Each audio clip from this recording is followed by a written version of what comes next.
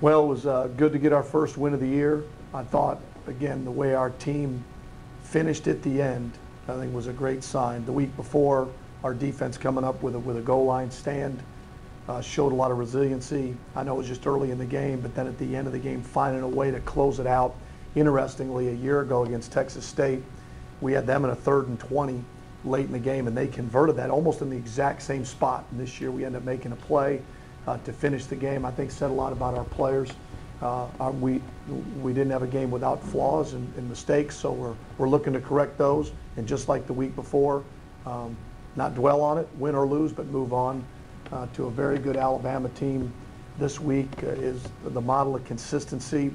You want to go and play somebody that is at the top of what you do in Division I football. That's Alabama, well coached. They don't give you much. They run the football. They can throw it. It's going to be a real challenge for our team, but we're excited. I mean, that's why you get into this profession, is to see where you're at. So we're going to take our team over there Saturday and fight like heck and see what happens. But we just got to get better as a team. That's really it. Control we can control, which is our team, and how we do it and how we prepare and the process of how we get better. And there's a lot of things we can improve on, starting with me as the head coach. So that's what we're trying to do, because we got a long season ahead. And then we want to see some of those things, just how we do it systematically on Saturday. Coach, you mentioned the challenge ahead of you guys this week. How important was it to be 1-1 heading into this game? Well, it's critical. I mean, obviously, I think to win that last game, I think for our players, for our fans, hasn't happened in 2 years. Getting a win here, it's amazing. The atmosphere we had, the recruits that were at the game, the response we got from that. Winning cures a lot of things. It just does. Winning builds team chemistry. It seems like amazing how the chemistry is when you're winning and recruiting and everything that goes from that, and the next week's practices and the confidence that you gain from it. So I anticipate we'll have a great week of practice and then head over to Tuscaloosa. Didn't really touch on it Saturday night. Good job, Corey Thompson did for you guys all the way around. Made a tackle on a long kickoff return, 4 field goals. Well, Corey, I've been saying it since the start of camp. Corey's had a great camp. I think he's bounced back from last year, the struggles that we had kicking it. Not only the struggles of field goals, but kicking off. And I think you've seen he's developed his leg strength, and so our kickoffs are deeper. I think he's been really doing a great job of elevating the ball. And it was just a shame that 2 weeks ago we got one blocked, because you're just afraid, okay, what does that do for his confidence? Came right back, banged 4 out of 5, and then kicked off great. So I'm happy for him, and obviously that's a big part of us moving forward, is his ability to kick off and obviously make field goals. You mentioned getting a lot of carries, not wanting to get that many carries, but to still be able to go out there and get those tough yards throughout the game. What does that say about him as a player? Says a lot. He likes the ball. He doesn't say much. He likes to play football. We're lucky to get him. You know, again, it's I didn't at that moment I didn't realize we had that many carries. You know, we had the other 2 running backs out, and Tez was a guy that a week ago we thought, boy, we'll probably end up redshirting him because he just got to camp late. And so, you know, we've got to do a better job this week of rotating those backs, and I think we'll have George Payne back this week.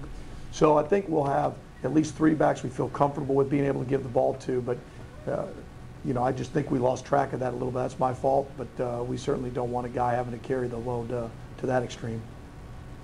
Do you think you guys can play a little more loosely now that you had that first win out of the way, get a lot of pressure off of you, call plays more openly, and be able to play just a lot? Interesting question. You know, to say loosely, you know, I'd have to speak a little bit. It'd be hard to speak for our players in terms of how they played. Each team is a different challenge, irrespective of the opponent. What Alabama's going to do, in respect to Alcorn's not the same. Really, it's how you dissect an opponent on both sides of the ball, and then you go after it. I don't know if I could say that from a loose standpoint or whatnot, but you know, we've got to go let it hang out. I mean, we've got to go and play, have a little bit of an absence of fear, and I think in everything that you do. I think with Alabama sometimes us old guys do is being a power team running the football, but they're throwing the ball a lot. Well, again, some of the plays they got last week were a product of their run game. They're still going to want to run it.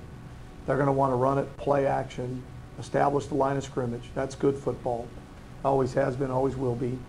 And so some of the throws that they made last week were bubbles, quick screens on the perimeter off their run game. So that's part of it. That's what everybody's doing these days. So that's no different. It just shows up in the box score as pass game, but the reality is it's all built off the run game. And they've got tremendous athletes on the perimeter.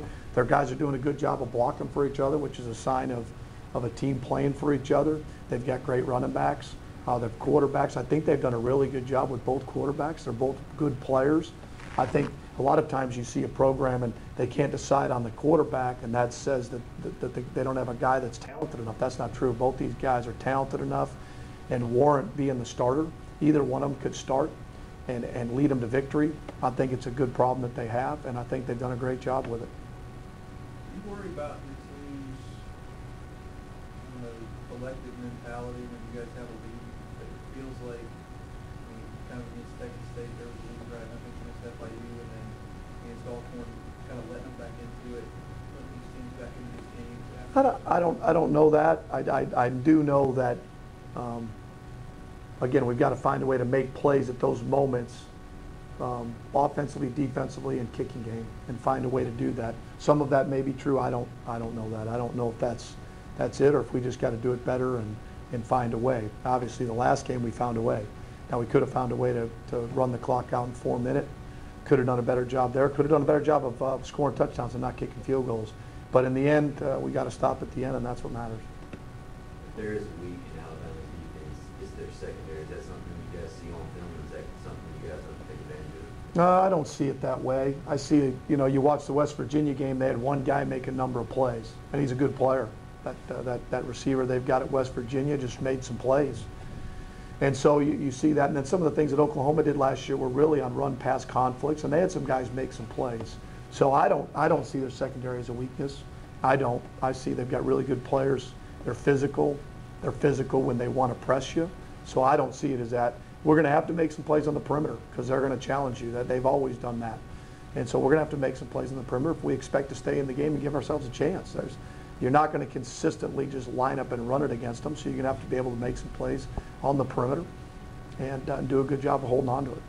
Battle up front dictates a lot of what a football game looks like in the end. What do you think of that pass rush that all his lines going to have to try to contain and impose an ability to maybe create on his own? Well, first of all, they're big and physical up front, and they're still developing. They may not be as experienced as they've been in the past up front, but they're physical up front. Their linebackers are physical. They do a great job on third downs. I think you've got to do a great job of staying in front of the chains. You don't want to get into extreme third down and long. Then they get into the nickel and dime packages that they run that really, and then they blitz you and give you different looks, and that's difficult.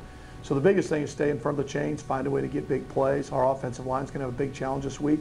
I think they're going to continue to improve as they play together and develop. We just got to do it better. What's one aspect of your players' game that you see that you didn't see against Mississippi State, that you saw against Alcorn, that you think that you're most excited about going forward? Well, we didn't turn it over, okay? That first and foremost. Like I always say, 30 years ago, one of the most important stats is not turning it over and creating turnovers, and that's what the difference was this past week.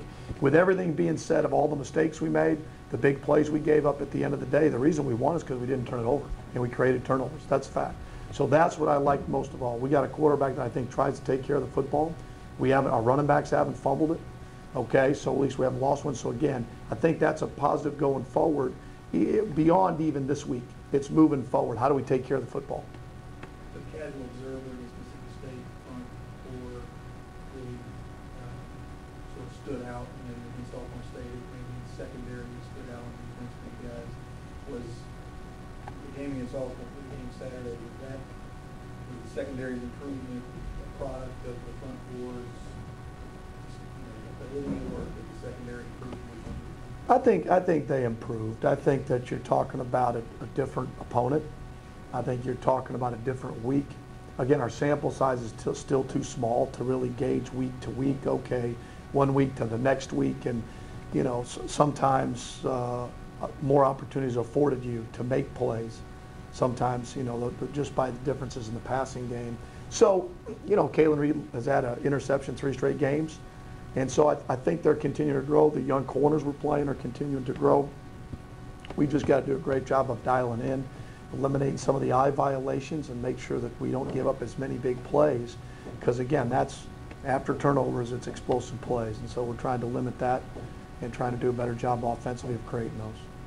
Coach, some might be quick to lump some two SEC opponents together or two hostile environments, one and the same. But how does this week's preparation differ from a couple of weeks ago before Mississippi State?